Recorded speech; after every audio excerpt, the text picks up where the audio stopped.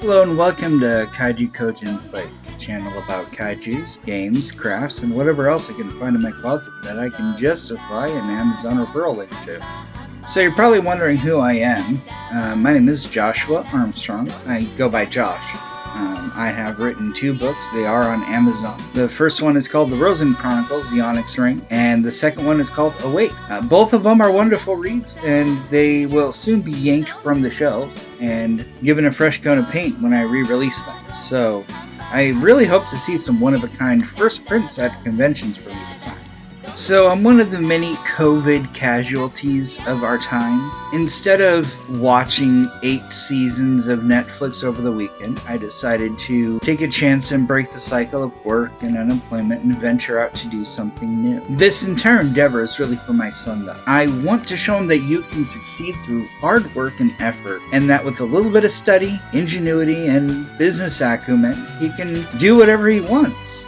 So viewer, you'll rarely see me, but most of the time you'll see my good friend Kojin, who is really the star of our story. So to officially kick off my channel, work on my very first project, I'm going to fold a Senbazuru of cranes. That's 1,000 paper cranes. 1 for each subscriber I need to become a YouTube affiliate. I'm going to be completing these in 50 bird batches. Now, the story of Sadako Sasaki turned such a whimsical myth into a heartbreaking story told around the world. Sadako was a well-studied hibakusha, or bomb-affected person, whose last wish was to fold 1,000 paper cranes before her death in order to have a cure be found for her radiation poisoning. The study and understanding of nuclear energy is part of the kaiju life form, and Sadako's story really led me to the namesake. And Kojin itself is a free spirit of fire who uses his powers for the betterment of mankind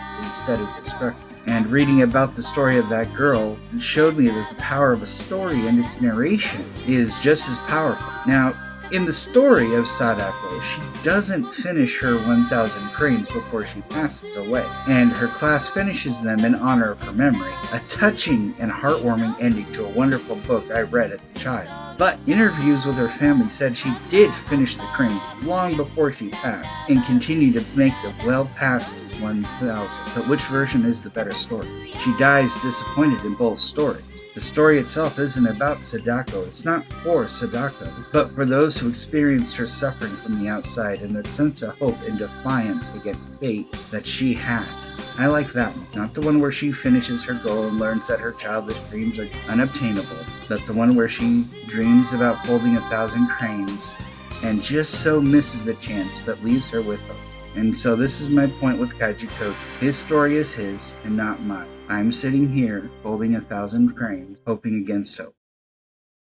So why the kaiju? Well, a kaiju is my spirit animal. I'm big, I'm clumsy, klutzy, knocks over buildings all the time. I can't walk through a hallway without at least knocking over 1 or 2 pictures, so yeah, I'm a kaiju. The narrative for Kaiju Kojin is quite fascinating. Kaiju Kojin is a non-threatening kaiju, so the world left him alone. After other kaijus made a mess, the world decided to give them their own place to live, and so they did. Kojin was a passive and docile kaiju, so he tended to be shy and not play with the other kaiju games. He was more interested in the little noisy things humans play with all the time. Due to his earnest nature and desire to help, he was given the name Kojin, as best described his raw power he controls and the desire to use his destructive nature for the betterment of mankind.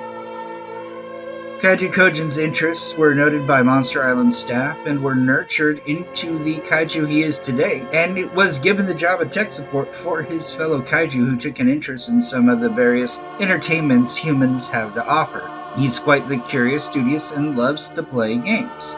He met his waifu on Monster Island, and the 2 of them adopted an egg. Kaiju Kojin was feeling like everything was coming up kaiju, but all that changed when the Zillions attacked. They used a virus to get everyone sick, and they had to shut down Monster Island. Most kaiju went their separate ways and hid under the earth for their long hibernation, while others destroyed cities. Kaiju and his family found a cave in the Pacific Northwest and made a deal with the local municipality for free cable internet and electrical lines to his cave. Now, to help make ends meet and to keep himself set, Now, to make ends meet and to keep him satisfied with pre-order swag, he's starting his YouTube channel where he reviews his Dragon's Horde with his new internet friend. Kaiju Kojin is looking for the same interactions he had back on the island, where he can talk with what he finds neat, go over things he doesn't understand with his human friends, who will explain what the true function of a rubber duck is. So I'll follow the rules, I'll follow my story, and my channel is about one thing, and it's Kaiju Kojin, his life, his YouTube channel, and I think it will make for a great story. Don't you?